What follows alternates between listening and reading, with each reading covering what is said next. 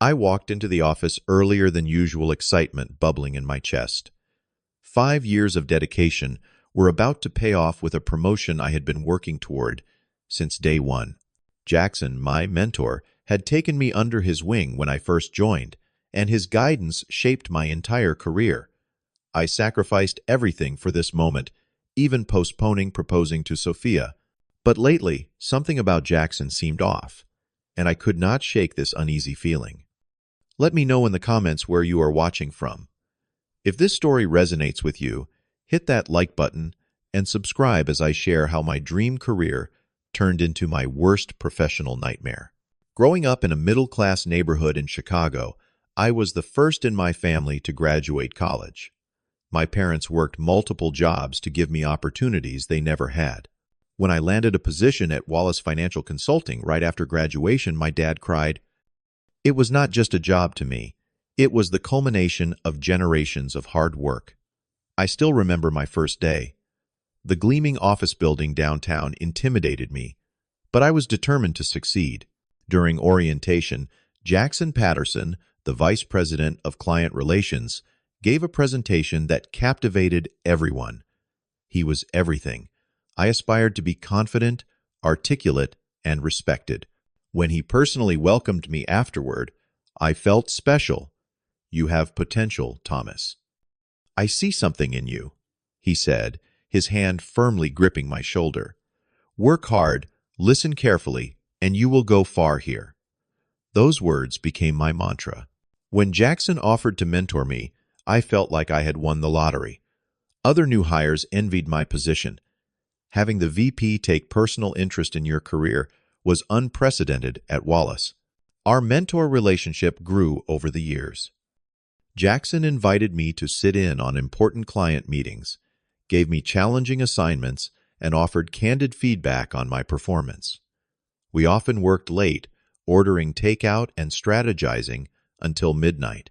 He shared stories about his rise through the ranks and the sacrifices required for success. "This industry demands everything, Thomas.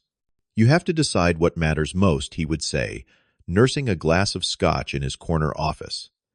I took his advice to heart. When my cousin got married in California, I skipped the wedding to finish a presentation Jackson assigned. When Sophia wanted to take our relationship to the next level, I asked for more time explaining that establishing my career had to come first. "Just another year," I promised her over dinner on our 4th anniversary. "Once I make senior consultant, things will settle down." The disappointment in her eyes haunted me, but I convinced myself it was temporary. Jackson became more than a mentor. He was my professional idol. I shared everything with him, including my ideas, strategies, and even client contacts from my college network. The Anderson account was my pride and joy. I had known Garrett Anderson since our university days, and when he became CFO at a promising startup, I spent months convincing him to bring his business to Wallace. When he finally agreed, I thought this would cement my promotion. I was organizing my notes for the kickoff meeting when I overheard Jackson speaking to the executive team in the conference room next door. The door was slightly ajar, and his voice carried clearly. "The Anderson acquisition was tricky," Jackson was saying. "The CFO was hesitant, but I leveraged my experience to bring them on board. This account will generate substantial revenue for the next fiscal year." I froze, my coffee mug suspended halfway to my mouth. Had I misheard? Jackson continued discussing strategies for the account, detailing points from the proposal I had drafted over weekends and late nights. There was no mention of my involvement. When the meeting ended and executives filed out, I ducked into a nearby cubicle, processing what had happened. Surely there was an explanation. Perhaps Jackson was simplifying for the board, or maybe I had misunderstood. Later that afternoon, Alex from the research department stopped by my desk. "Congrats on Anderson, though you should know Jackson has a reputation." "What do you mean?" I asked, arranging papers on my desk. Alex lowered his voice. "Let me just say that several rising stars have worked under Jackson. None of them shine here anymore." I laughed off his warning. "Jackson has been nothing but supportive. You have got the wrong impression." Alex shrugged and walked away, but his words lingered uncomfortably in my mind. Over the next few months, I began noticing patterns I had previously overlooked. During presentations, Jackson would incorporate my research without attribution. My analyses would appear in company-wide emails under his name. Small changes at first, but they accumulated. The most concerning development came when I was unexpectedly removed from client emails regarding the Anderson account. When I checked the calendar, I discovered the kickoff meeting had been rescheduled without my knowledge. There must be some mistake, I told our administrative assistant. I am the lead on Anderson. Not according to the meeting brief, she replied, showing me the document listing Jackson as primary contact and my name under general attendees. I marched straight to Jackson's office, knocking firmly on his door. Thomas. His smile seemed genuine. What can I do for you? The Anderson meeting was moved, and I was not informed. Also, I noticed I am no longer listed as the lead contact. Jackson's expression shifted to concern. A simple oversight. With accounts this size, the board prefers having VP-level management as primary contacts. Company policy, nothing personal. His explanation sounded reasonable, but something felt off. Still, I nodded, accepting his words. You are still essential to this account, he assured me. In fact, I need you to prepare a comprehensive market analysis for next week. This is your opportunity to showcase your value. I spent the entire weekend working on the analysis, ignoring Sophia's invitation to visit her parents. When Monday arrived, I delivered a thorough report to Jackson, who praised my effort. 2 days later, I saw Jackson presenting my findings to the board. My name appeared nowhere in the 60-page document. The anxiety began affecting my sleep. I would wake at 3 a.m., replaying conversations and second-guessing my value to the company. Sophia noticed the change in me. You look exhausted, she said one evening sitting beside me on the couch. What is going on at work? I hesitated, then shared my concerns. Once I started talking, everything poured out, the credit taken, the meetings missed, the growing sense of being sidelined. Thomas, that is not right, she said firmly. You need to find out what is happening. This is your career we are talking about. Her support gave me courage. The next day I decided to dig deeper. While working late, I accessed the shared drive containing executive communications, which my project required. A folder caught my eye. Talent Assessment 2024. I knew I should not open it, but my cursor hovered over the file. Inside, I found quarterly evaluations of all department staff. I scrolled to my name, my heart pounding. Jackson had written Thomas, demonstrates adequate technical skills, but lacks leadership qualities necessary for advancement. Recommend maintaining at current level with standard compensation adjustment. The words struck like physical blows. Adequate. After 5 years of exceptional performance reviews, I kept reading, finding similar assessments, dating back 2 years, contradicting the glowing feedback Jackson gave me personally. More disturbing were emails between Jackson and Human Resources discussing managing expectations for certain employees, including me. In one message, Jackson wrote, "Need to ensure Thomas remains productive while understanding advancement timeline is extended indefinitely. He brings valuable skills, but would not fit executive culture." My hands trembled as I continued searching. I found a folder labeled Previous Talent containing information about former employees, all once promising stars who had worked closely with Jackson before leaving the company. Their departure interviews cited limited growth opportunities as the primary reason for leaving. The most damning evidence came from comparing my original promotion recommendation, which I had drafted for Jackson's signature, with the final submission. Where I had documented specific achievements and growth, Jackson had rewritten entire sections to emphasize developmental needs and areas requiring significant improvement. I sat alone in the darkened office, the blue light of the monitor illuminating my face as tears welled in my eyes. 5 years of dedication of believing in mentorship and paying my dues reduced to a calculated deception. Jackson had not been grooming me for success. He had been containing me using my work while ensuring I remained in his shadow. That night, I drove to Kyle's apartment. Kyle worked in legal and had been a friend since we joined Wallace together. He listened silently as I explained everything.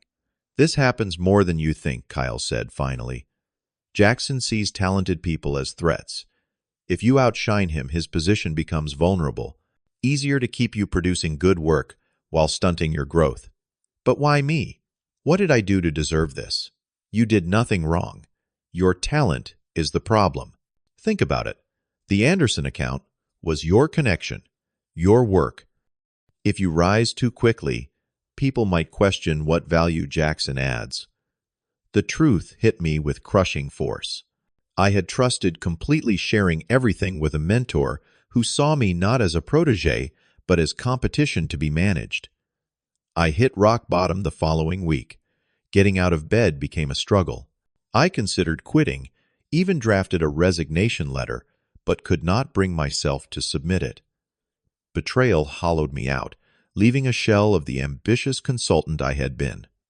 Sophia suggested I visit my parents for the weekend, hoping familiar surroundings might help. Sitting on the back porch with my father, I finally broke down. "I feel like such a fool, Dad. 5 years wasted." My father, who had worked 30 years at the same manufacturing company, listened patiently before speaking.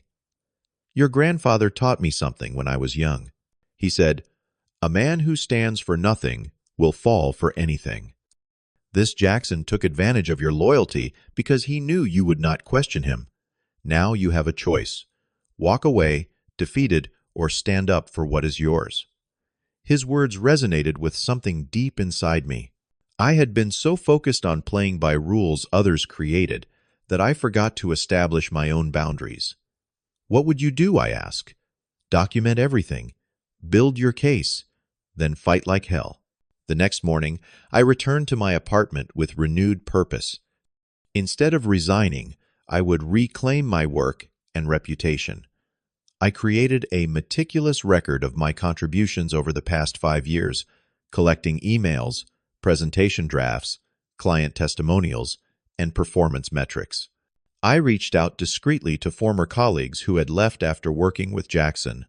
Most ignored me, but Lauren, now a director at a competitor firm, agreed to meet for coffee. "I wondered when you would figure it out," she said, stirring her latte. "Jackson did the same to me 3 years ago. I brought in the Westfield account, and suddenly I was being pushed aside. Why did you not say anything before leaving? Who would believe me? Jackson is charming, connected, and valuable to Wallace.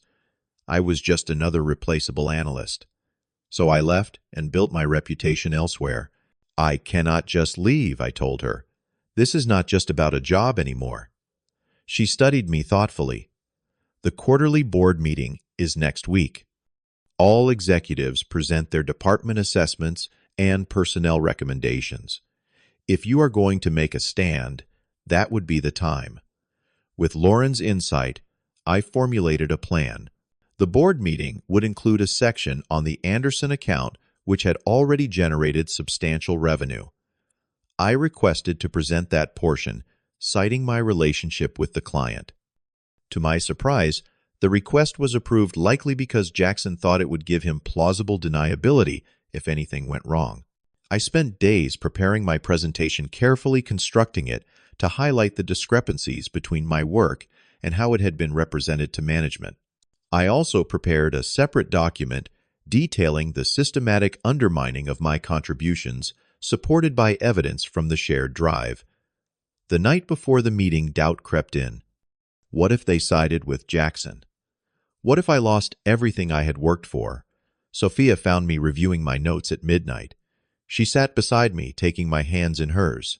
"Remember who you are, Thomas. You are honest, hardworking, and brilliant at what you do. No matter what happens tomorrow, I am proud of you for standing up for yourself." Her confidence steadied me. The next morning I arrived at the office in my best suit, a strange calm having replaced my anxiety. The boardroom was intimidating, 20 executives seated around a massive mahogany table, each representing decades of corporate experience. Jackson nodded encouragingly as I set up my presentation, unaware of what was coming. I began professionally presenting the Anderson account performance with clarity and precision. When I reached the section on acquisition strategy, I deviated from the script. This client came to Wallace through my personal network. The original proposal was drafted by me over 3 consecutive weekends, as documented in these time-stamped files. Jackson shifted uncomfortably as I continued methodically addressing each instance where my work had been misattributed. The room grew tense as I presented email threads showing how I had been systematically removed from communication chains. "Thomas, this is highly inappropriate," Jackson interrupted, his voice tight.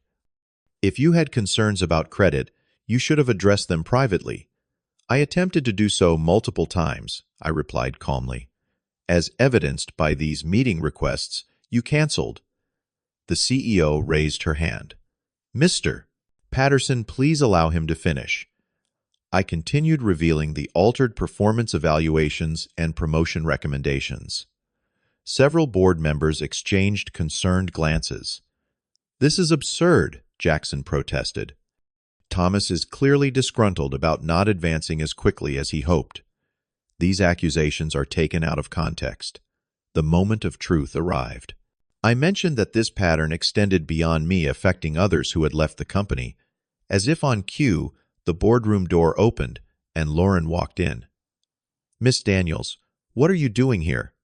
The CEO looked confused. "I was invited to provide context regarding similar experiences during my time at Wallace," Lauren explained, placing a folder on the table. "This contains documentation of how my contributions to the Westfield account were handled before my departure." For the next hour, the meeting transformed into an impromptu investigation. Other board members asked pointed questions, examining the evidence with increasing concern. Jackson's composed facade cracked as he realized the situation had spiraled beyond his control. "These are serious allegations that warrant further review," the CEO finally stated. "Mr. Patterson, we will need to place you on administrative leave, pending a full investigation."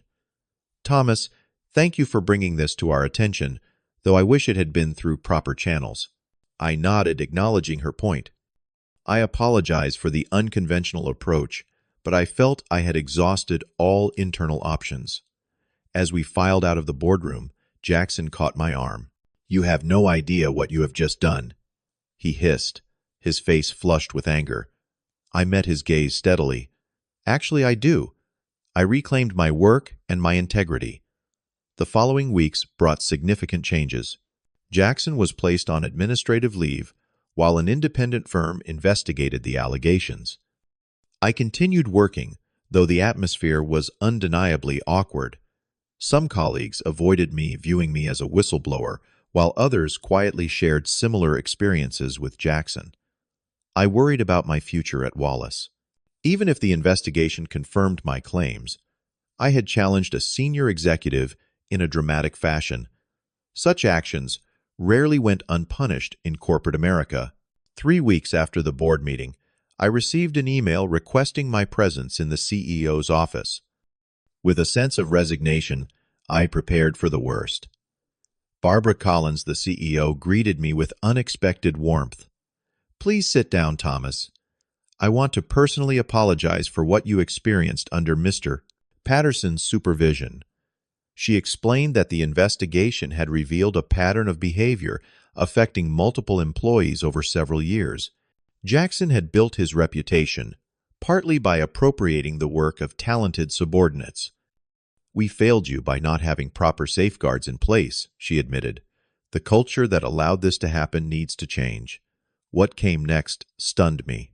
Not only was I receiving the promotion Jackson had blocked, but Barbara was offering me leadership of a new division focused on emerging markets, an area where I had demonstrated particular insight. Why me? After everything that happened?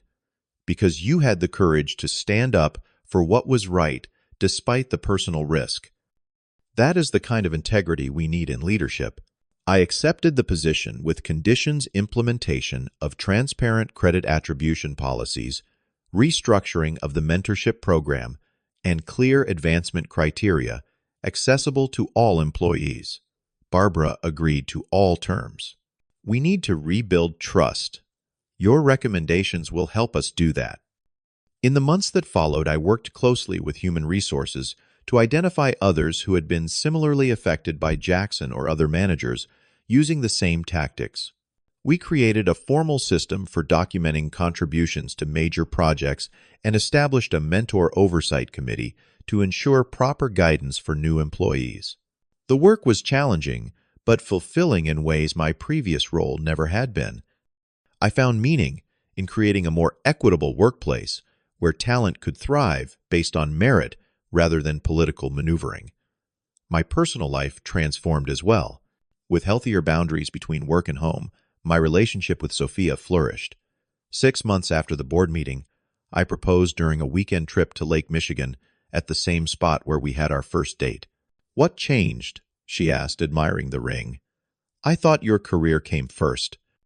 I learned that success means nothing if you sacrifice your integrity to achieve it," I told her, "and that some things are worth more than any promotion."